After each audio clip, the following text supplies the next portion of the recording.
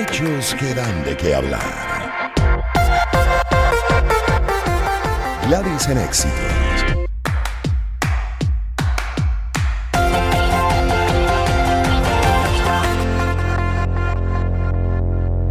En hechos que dan de qué hablar, por supuesto, sigue estando la situación con el coronavirus, la pandemia y cómo algunos países comienzan a llegar a los primeros puestos por el número de contagios, mayor número de contagios, así como otros ya están retornando a cierta normalidad porque ya se reporta control en su situación local. Vamos a hacer análisis hoy de las medidas para hacer frente justamente a la amenaza del coronavirus en Chile, el noveno país más afectado del mundo y el tercer más afectado de la región.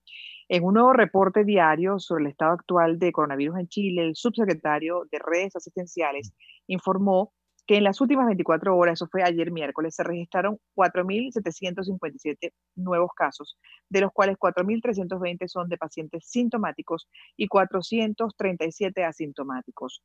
Y bueno, justamente sobre esta situación conversamos con Guillermo Holzman, analista político, asesor internacional en temas estratégicos, académico de la Facultad de Ciencias Económicas y Administrativas de la Universidad de Valparaíso, profesor de la Universidad Adolfo Ibáñez. ¿Cómo está usted, profesor? Buenas tardes y bienvenido. ¿Qué tal? ¿Cómo están? Un agrado saludarles. La verdad es que nos ha preocupado por toda la cantidad de cifras y por lo que está pasando en Chile, como tú bien señalabas. Chile, Perú también es otro país que entró a los 10 primeros. Además, Brasil ya tiene cierto tiempo, pero preocupa, son países de la región, por supuesto, y donde sabemos que hay todavía mucho más vulnerabilidades, ¿no?, en nuestros sistemas de salud y menos capacidad de respuesta. Países como Alemania, incluso en los últimos reportes, ha quedado como uno de los que mejor respuesta ha dado al tema del coronavirus. ¿Qué cree ha pasado en Chile, donde se supone que han tomado ciertas medidas, pero ya se les pareciera estar escapando de las manos? O sea, de hecho, yo creo que hay que reconocerlo, se ha escapado la estrategia que se siguió de marzo a mayo, no dio resultados esperados. Chile implementó una serie de medidas cuarentenas dinámicas, es decir, cuarentenas por sectores poblacionales dentro de grandes ciudades, como el caso de Santiago. Hizo una serie de cosas. Anteriormente había hecho sí algo también que no es menor, que es el fortalecer el sistema sanitario con camas críticas, insumos, ventiladores mecánicos. Todo eso lo tenemos, se ha logrado recuperar parte importante de las capacidades del sistema sanitario, tanto estatal como privado. Sin embargo, la estrategia de contención del coronavirus no ha dado ese resultado y finalmente motiva un cambio de ministro de salud, donde se esperaría un cambio de estrategia en ese sentido, pensando en que la principal urbe de Chile, donde se concentra la mayor población, alrededor de 8 millones, que es la región metropolitana, donde está la capital, en definitiva está hoy día fuera de control y es ahí donde se está proponiendo hoy día lo que algunos especialistas llaman hibernación, es decir, un control donde se suspenda completamente la movilidad a excepción de los servicios esenciales o de emergencia. Pero lo que se ha visto es que a pesar de la cuarentena la movilidad de las personas no ha disminuido. Para eso hay razones, una diversidad de razones, pero también tienen que ver con la forma en que los gobiernos gestionan, por un lado, la instalación de cuarentena, pero a su vez el soporte de la población en términos de alimentos e ingresos, por ejemplo. Claro. ¿Qué argumentó el ministro de Salud saliente, el que renunció ante la situación presentada y luego de más de 100 días de la llegada del COVID-19 a ese país particularmente?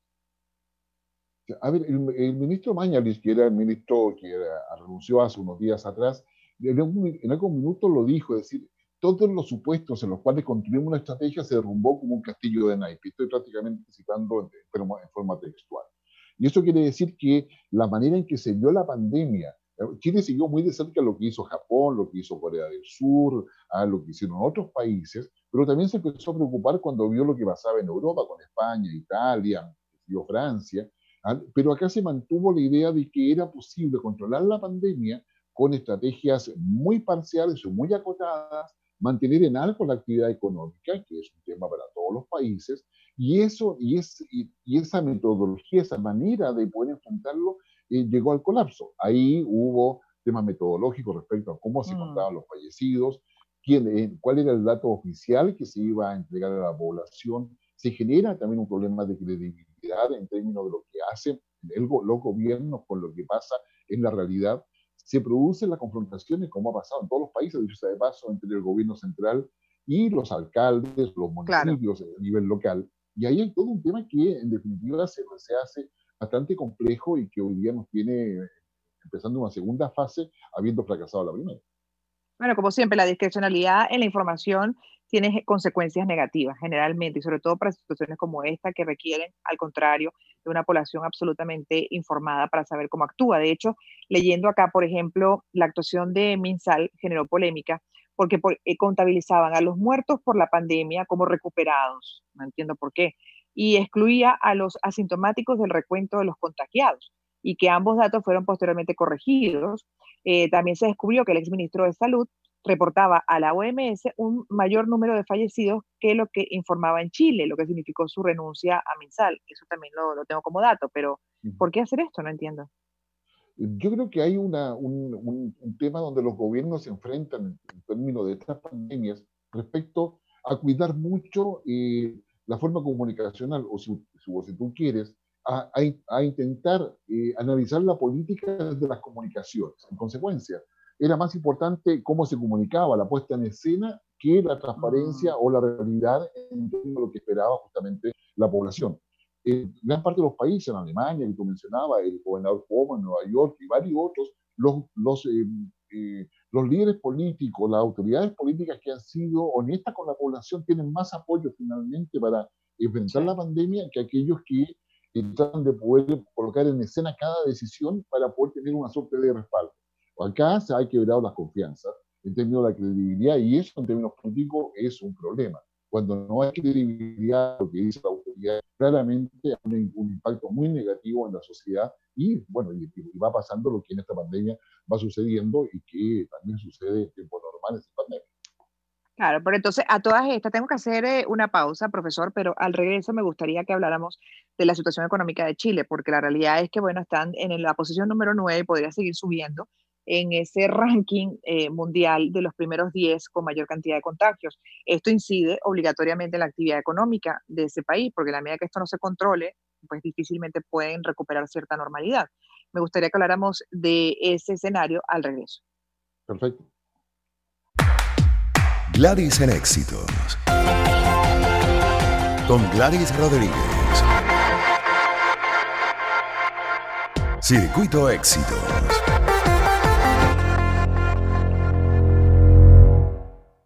Y continuamos conversando con el profesor Guillermo Holzman, es analista político, es asesor internacional en temas estratégicos, es académico de la Facultad de Ciencias Económicas y Administrativas de la Universidad de Valparaíso y profesor de la Universidad Adolfo Ibáñez, con él revisando la situación de Chile y las medidas que, bueno, que deben tomar para tratar de bajar la cantidad de afectados, adicional a frenar lo que es el contagio, justamente como tal el brote, que pareciera, bueno, ya en este momento estar amenazando desde todo punto de vista a ese país, número 9 en el ranking mundial. Y ahí pregunto entonces al profesor con relación al tema económico, ¿cómo están? ¿Qué perspectivas tienen? ¿Qué oportunidades tienen en medio de esto? Porque además a Venezuela también está de una u otra manera pasando. Nosotros estuvimos durante A ver, mucho yo, tiempo en un aislamiento estricto. La gente dejó de trabajar, la gente se paralizó para evitar el brote, la propagación, y ahora es que recién que se comenzó a flexibilizar esa dinámica económica y esa actividad diaria, pues resulta que ahora tenemos una mayor cantidad de casos, pero que venían ya ocurriendo. Todavía no hemos visto ni siquiera el resultado de lo que va a ser esa flexibilización 7+7. la verdad, Gladys, es que acá en Chile hemos tenido, bueno, hemos abortado la experiencia. Cuando no hay un adecuado conteo, cuando no hay suficiente testeos o cuando no o se pierde la trazabilidad, el nivel de contagio claramente sube. Desde el punto de vista económico, los problemas en Chile son bastante concretos. Afortunadamente, Chile tiene espaldas económicas y financieras para endeudarse e incluso sobreendeudarse. Por lo tanto, el acceso a posibilidades económicas de financiamiento, yo diría que Chile no tiene, a pesar de los esfuerzos que eso significa, a pesar de la caída del producto en términos de un 14%, y se espera que llegue incluso a un 20% a la caída del producto, que tengamos un efecto muy negativo en el Producto Interno Bruto. En toda la actividad digamos, económica comercial en el interior de Chile, el impacto es muy duro. La tasa de desempleo ya supera el 10%, probablemente va a llegar a cifras cercanas al 20%, conforme todas las proyecciones existentes. Pero hoy día el tema es que para poder controlar el contagio se requiere que la gente no vaya a trabajar, que se logre mantener la mayor cantidad de empleos, que se logre efectivamente controlar el contagio para poder justamente pensar en entrar en una etapa de recuperación económica. Y para que eso suceda, el Estado tiene que tener la capacidad de entregar recursos directamente a cada persona. Pero en América Latina, y Chile no es la excepción, se obliga a todas las personas a llenar una serie de formularios que finalmente terminan siendo adulterados porque el beneficio para las personas que ganan menos de $100, por ejemplo, es tanto. Por lo tanto, la persona que gana 101 dólares se siente incentivada para adulterar la información y quedar bajo los 100 y recibir el beneficio. Hoy día lo que se requiere, y en esta estamos actualmente en la discusión acá en Chile, con un paquete de ayuda de más de 12.000 millones de dólares, que esa ayuda llegue directamente al bolsillo de todas las personas. Pero si los datos que el Estado tiene no son adecuados o están sesgados o no consideran a todos realmente porque no se tuvo acceso a ellos, claramente eso no se va a lograr y eso va a ser un problema no solamente sanitario o económico-social, en términos de que no van a tener acceso a alimentación o a condiciones mínimas, sino que particularmente político. Y es ahí donde hay un gran problema, no obstante las capacidades económicas que Chile ha mostrado en los últimos años, particularmente en esta ocasión. ¿Cómo siente a Piñera en general con relación a esta crisis? Porque ya él traía otra crisis social de protestas importantes y bueno, ahora se le suma esta. ¿Cómo lo ve respondiendo, por lo menos en los últimos días, ante el aumento de casos? Aunque hay que decir también que Chile es el país que realiza mayor cantidad de test de PCR por millón de habitantes en América Latina. Exactamente, y esa mayor cantidad de testeo nos debe permitir un mejor control del contagio porque sabemos dónde están las personas y tenemos mayores muestras para poder hacer esa proyección. Pero yo diría que aparte de eso, y de que se está afinando hoy día una nueva estrategia, el presidente Piñera está enfrentando una situación, un escenario que es complicado, primero por lo que se viene, y tú bien decías, estallido social de octubre del año pasado, y todas las implicancias que en términos políticos dejaron como herencia un cuestionamiento de la credibilidad del gobierno, una falta de confianza en instituciones políticas y democráticas en general, la idea de que esto se podría salvar en términos de una suerte de plebiscito, pero también hay un cuestionamiento al sistema democrático y la insuficiencia o debilidad que ha demostrado que queda más en evidencia ahora por esta pandemia. El gobierno de Piñera hoy día está enfrentado a cómo lograr grados de credibilidad y confianza, una suerte de eficiencia en las políticas públicas que se están implementando y la idea de que las cosas puedan llegar justamente a la gente. Está luchando no solamente con una estructura de Estado deficitaria en muchos sentidos, sino que también con una oposición que está no fragmentada. Hay una parte de ella que desea el fracaso del gobierno, un conglomerado político que lo apoya, al que le está dando soporte, y una gran cantidad de la población que no desea una crisis política, se desea que el presidente pueda salir adelante, y se está buscando por sectores empresariales, sociales, construir una hoja de ruta que permita colocar una luz al final del túnel. Y en esa perspectiva, Claro. Piñera ha dado los espacios, pero también está preocupado de terminar su gobierno. Es decir, también hay una serie de otros elementos donde lo urgente y lo importante de repente se combina y no en la mejor ecuación que muchas veces uno quisiera. Qué difícil la situación, pero de verdad. Yo creo que independientemente de la simpatía que pueda tener uno por un gobierno o no, esta pandemia los ha puesto a todos en un reto significativo, difícil de manejar, porque estamos hablando de vidas de personas, de un virus que es altamente contagioso y bueno, cualquier error pues cuesta caro y cuesta, bueno, eso, que se afecte muchísimas personas, incluso algunas pérdidas o pérdidas de vida pues significativas, como lo estamos viendo en algunos países. Así es, yo diría que hay que tomar en cuenta de que esta pandemia afectó a todo el mundo. Si todo el mundo, todos los países no hacen un mismo esfuerzo para volver a la normalidad, la situación económica mundial va a seguir frágil y va a seguir en términos con impactos negativos. Porque para que la economía funcione, y esto es como básico, pero creo que es bueno recordarlo, no solamente va a traer la oferta, sino que tiene que haber demanda, tiene que haber una plataforma logística que vincule la oferta con la demanda. Por lo tanto, para que haya demanda no tiene que haber pandemia, porque eso asegura ingresos, asegura endeudamiento, asegura que se pueda comprar, y a su vez también da el incentivo para que la productividad aumente en todo sentido. Entonces yo diría que mientras eso no suceda, si los países no hacen un esfuerzo conjunto, va a ser cada vez más difícil. Y Chile hoy día está empezando a vivir lo que probablemente se vivió en Italia, España, en Europa, cuando no todo Sí. el mundo pensaba de que esto iba a ser tan terrible. Y ya para terminar, me queda solamente unos segunditos para un comentario final, justamente además esa es su área, con el tema económico. En el caso de Venezuela, ya las empresas venían muy golpeadas por la crisis propia de unas políticas públicas equivocadas durante muchísimo tiempo, y a eso se sumó la pandemia. Por supuesto, hay algunas que, bueno, se están viendo obligadas a considerar el cierre definitivo. En el caso de Chile, ¿ustedes tienen cierto colchón para aguantar un poco más?